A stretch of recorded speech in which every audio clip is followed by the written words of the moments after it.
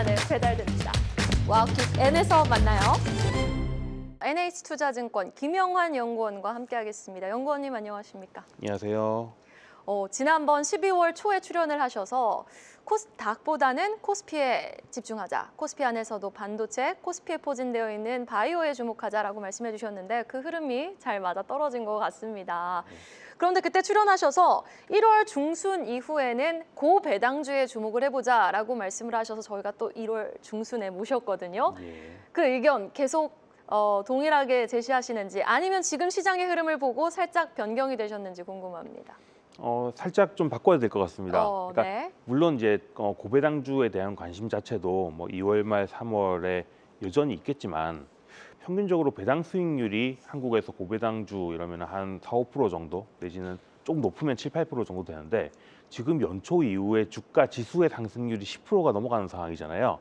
그러다 보면 이제 배당에 대한 관심보다는 그렇게 훨씬 더 빠르게 올라갈 수 있는 성장주 쪽으로 관심들이 많이 쏠릴 수밖에 없는 상황이라 기존에 생각했던 것보다는 뭐 고배당도 여전히 매력이 있습니다만은 조금 더 성장주로서의 매력이 부각되는 쪽들로 관심들이 갈 것 같다 이런 생각을 하고 있고요.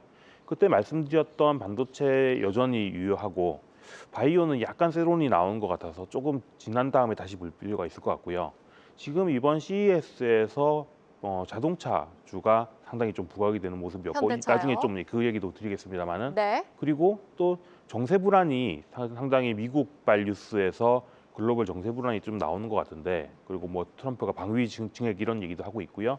그런 것과 관련해서 또 조선방산 쪽으로 관심들이 좀 옮겨가지 않겠느냐. 그래서 크게 보자면은 반도체, 자동차, 조선방산 이쪽으로 조금 테마가 형성되고 있는데 좀 지속성이 있지 않을까라는 생각들이 좀 듭니다.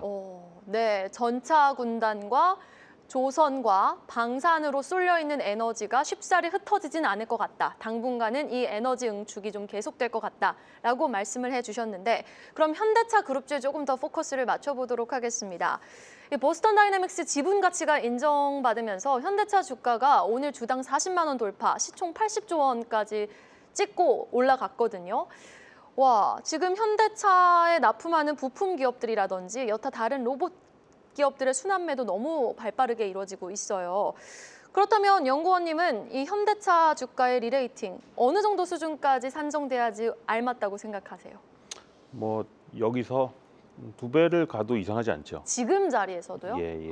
그러면 80만 원이요? 뭐 제가 목표가를 딱 제시하는 그럼요. 건 좀 부담스럽죠. 예. 아닙니다만은 갈 길이 멀다라는 생각이고요. 이 얘기를 좀 드리겠습니다. 그러니까 이번에 현대차가 CES에 나가서 아틀라스를 선보이면서 좋은 반응을 얻었던 것도 있는데 단지 이건 로봇만이 아니라 엔비디아의 키노트랑도 관련이 됩니다. 그러니까 엔비디아가 이번에 자율주행 AI 뭐 알파마요 이런 걸 내놓으면서 이게 아마도 테슬라의 대항마가 되는 자율주행 기술일 것이다라는 생각들이 많이 나오고 있는데 그 기술의 근간을 따져보면은 이게 자동차나 로봇이나 다 똑같은 현실 세계에서 통용되는 이 피지컬 AI 이 분야에 다 아우르는 개념이 되겠구나라는 생각이 드는 게 이제 이번 발표였거든요. 그러면 아마도 자동차가 뭐 지금까지는 뭐 자동차 섹터가 따로 있고 뭐 기계 섹터가 따로 있고 이런 상황이었는데 앞으로는 이 전체적으로 크게 피지컬 AI라는 분야 안에 자동차, 기계 이런 것들이 다 세부 분야로 형태로 좀 재편되지 않겠느냐. 특히 좀 길게 보면요. 그런 생각이 좀 들었고요. 그렇게 본다면은 이 피지컬 AI 분야에서 제일 선두에 있는 업체는 아무래도 글로벌로는 테슬라일 거고요. 자율주행과 로봇 양쪽에서 제일 앞서 있는. 근데 그 대항마가 되는 게 소프트웨어 부분은 엔비디아가 담당을 하고 하드웨어는 그 밑에 여러 자동차 회사라던가 이런 쪽들 중에서 누군가가 담당을 하게 될 텐데 거기에 제일 가까운 게 아마 현대차 아니겠느냐 이런 생각이 드는 거죠. 그래서 지금의 피지컬 AI 분야의 구도를 예전 스마트폰 시대로 돌이켜서 생각을 해보면은 스마트폰 시대의 애플 같은 역할을 하고 있는 게 지금의 테슬라. 그러니까 하드웨어부터 소프트웨어까지를 다 하는. 그리고 소프트웨어 쪽에서 전반적으로 여러 제조사들을 깔고 가는 형태를 하는 게 엔비디아. 그러면 이 중에서 그때 당시에 삼성전자 역할을 하는 유일한 휴대폰 제조 생존자가 삼성전자였는데 그 역할을 하는 게 현대차라고 한다면 과거에 삼성전자와 애플의 격차가 밸류에이션상 꽤 컸습니다만은 지금의 현대차와 테슬라 정도는 아니었거든요. 네. 그런 것들을 축소할 수 있다고 하면은 뭐 2배가 아니라 상당히 먼 길이 남아 있다. 물론 시간은 걸리겠지만 이런 생각이 들었습니다. 제가 구체적인 가격까지 좀 제시해 드리니까 조금 부담스러우셨던 것 같은데 일단 현대차는 분명히 지금 수준에서도 저평가되어 있다라는 게 또 연구원님의 의견이신 것 같습니다. 예.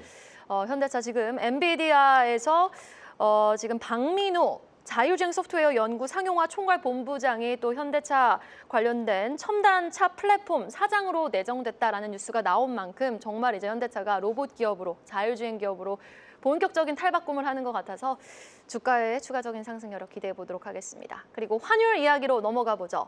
어제 1,470원을 뚫더니 오늘도 내려갈 생각이 없어 보이는 환율입니다. 예. 외국인이 거래소에서 4거래일 연속 매도 우위를 기록하고 있는데 기관이 좀 하방을 지지해주면서 대형주의 순환매 성격으로 지수가 계속 랠리는 이어가고 있는 것 같거든요.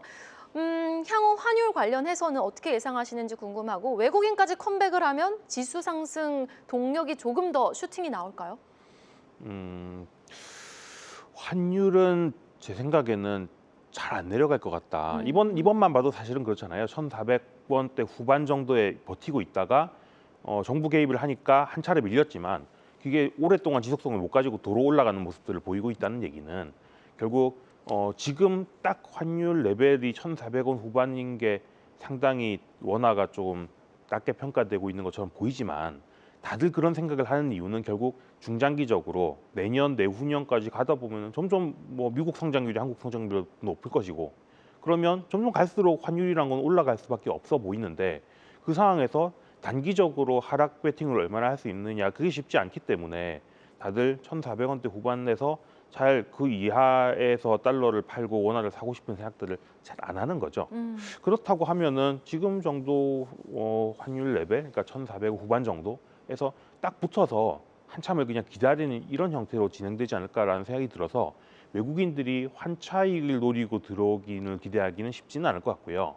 다만 그럼 외국인들이 뭐 팔고 나간다는 거냐? 아니야. 그런 건 아니지만은 뭐 여튼 AI 투자라는 게 글로벌 증시에서 큰 테마를 형성하고 있는 상황에서 거기서 한국이 담당하는 부분이 적지가 않습니다. 뭐 메모리라던가 피지컬 AI라던가 그러면 외국인들은 환율이 플랫했다면 들어올 것보다는 좀 적게 들어오는 건 맞지만 여튼 조금씩 들어오는 형태가 최근 유효할 것 같다 이런 생각이 들고요. 그럼 그 외국인들의 조금 빈자리를 개인들이나 기관들, 특히 개인들이 좀 채워줘야 될 것 같은데 지금 정부의 뭐 방향 자체가 부동산 시장으로 흘러갈 자금들을 주식적으로 좀 물기를 바꿔보겠다라는 것들이 작동하고 있고 실제로 잘 워킹을 하고 있잖아요. 그렇게 생각하면은 주가 지수의 상승을 저해하지 않을 만큼의 충분한 자금은 들어올 것 같은데 외국인과 개인이 섞여 있긴 한데 외국인 비중은 이전보다는 좀 낮아지고 완만하게 들어올 것 같고 개인이 그 빈자리를 채워줄 것 같다. 그래서 상승 자체는 유효한데 과거처럼 외국인 위주의 주가 부양 방향은 아닐 것 같습니다. 네, 알겠습니다. 환율이 쉽사리 잡히지는 않겠지만 그래도 개인의 매수세가 계속해서 유입이 되면서 지수 상승은 이어질 것이다라고 말씀을 해주셨는데 말씀하신 것처럼 지수가 8거래일 연속 이렇게 새해 들어서 계속 급등을 하면서 오늘 종가 4,692포인트입니다. 5,000포인트가 이제 300여 포인트 남은 거예요. 너무 빠른 속도로 지금 5,000포인트에 가까워진 건데 글쎄요, 이제 나만 주식 안 하면 안 될 것 같아라는 포모 현상이 이제 감지되기 시작했고요. 개인들의 무서운 자금이 유입되기 시작했습니다. 꼭 이럴 때 조심하라고는 하는데 또 지금의 시장 우리가 가보지 않은 길이었잖아요. 지금이라도 투자하는 것이 맞는 것인지 투자자분들께 현 시점 최고의 전략을 제시해 주신다면요. 요즘 많이 받는 질문이 반도체 사기에 늦지 않았나? 자동차 지금이라도 들어가야 되냐라는 질문인데 여전히 늦지 않았고 들어가야 되는 시점이라고 생각하고 있고요. 다만 이제 주식시장은 항상 언제라도 이런 상승장 안에서라도 단기적인 조정은 항상 나올 수 있고 뭐 5에서 10% 정도는 매년 나오는 수준이니까요. 그런데 이런 포모 때문에 뒤따라 들어가면서 앞에서 상승분을 우리가 못 누린 거를 뒤따라 잡으려고 이럴 때 또 신용을 써서 사는 사람들이 있단 말이죠. 근데 그런 상황은 좀 피해야 된다. 왜냐하면은 다른 사람들이 신용을 많이 써서 주식시장에 들어갈수록 이런 단기 조정에 더 취약해지는 측면이 있단 말이에요. 왜냐하면은 신용 잔고들이 많이 쌓여 있는 상황에서 일시적인 조정이 나오면은 그게 마진콜을 당하면서 하락에 하락을 부르는 이 루프가 만들어질 수 있기 때문에 꼭 지금 들어가시는 분들은 종목은 반도체, 자동차 좋습니다만은 이걸 굳이 레버리지로 들어가지는 말자 이런 말씀을 드리고 싶고요. 또 한 가지는 주식 시장 지금 주도를 하는 게 반도체인데 반도체란 건 항상 업사이클과 다운사이클이 있는 사이클 산업입니다. 그러면 지금은 실적 전망이 좋아지고 있는 구간에서 올라가지만 당연히 앞으로 언젠가는 지금보다 실적이 더 좋지 못한 상황도 당연히 올 거고요. 반도체 산업이란 건 잘 벌 때는 뭐 수십조, 지금 뭐 150조도 번다고 하지만은 못 벌 때는 적자돈 실제로 나는 산업이기 때문에 그럼 그런 상황에서는 당연히 지금보다는 더 코스피 지수가 낮은 레벨인 게 언젠가는 또 반드시 또 있을 거기 때문에 그렇게 생각을 하면은 지금 들어가는 분들은 들어가는 게 맞겠지만 이게 지금 안 사면 영원히 못 살 거야 이런 식으로 생각할 필요는 없다는 거죠. 그래서 약간은 레버리지보다는 지금 가지고 있는 자금 내에서 그리고 약간의 현금을 남겨놓고 한 80% 정도만 주식을 사는 방향으로 가자. 대신 종목은 반도체, 자동차에 충분히 여력은 남아 있다. 이런 말씀을 드리고 싶고요. 예, 그리고 바이오 쪽도 말씀해 주실까요? 바이오 말씀을 드리면 바이오는 항상 이런 JP 모건 헬스케어 컨퍼런스 이런 빅딜이 보통 나오는 이 연초 컨퍼런스 전까지 주가가 올랐다가 이 이후에는 좀 주춤해지는 세론이 나오는 경향이 있는데 이번엔 전에도 못 올랐고 시작하고 나서도 못 오르는 것 같아요. 사실 오를 종목은 다 올랐다고 봅니다. 아, 오를 종목은 어느 정도 근데 올랐다. 그러니까 사실 이걸 종목으로 특정하게 선정을 하기가 어렵기 때문에 바스켓으로 사자, 제가 ETF로 사자 이런 말씀을 드리는데 네. 지금 시점에서의 세론이라는 거는 약간 이 이벤트를 기다리고 올라갔던 것들이 잠깐 쉬는 부분일 뿐이지 지금 사실 글로벌로 진행되고 있는 제약 쪽에서의 M&A 기술 수출 이 건들이 꾸러지고 있는 상황은 아니거든요. 그러면은 지금의 조정 이후에 지금 또 들어갈 분야들이 있으니까 네. 지금 당장 바이오를 볼 필요는 없겠지만은 이 호흡이 한 사이클 지나고 나면은 또 다시 바이오를 볼 때가 올해 중에 특히 상반기 중에 또 올 거라고 생각하고 있습니다. 네, 알겠습니다.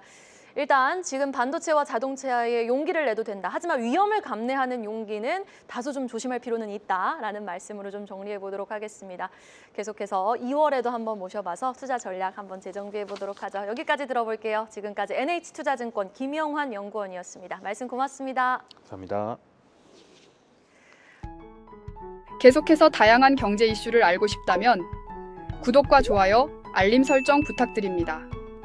AI 캐스터 권미정이었습니다.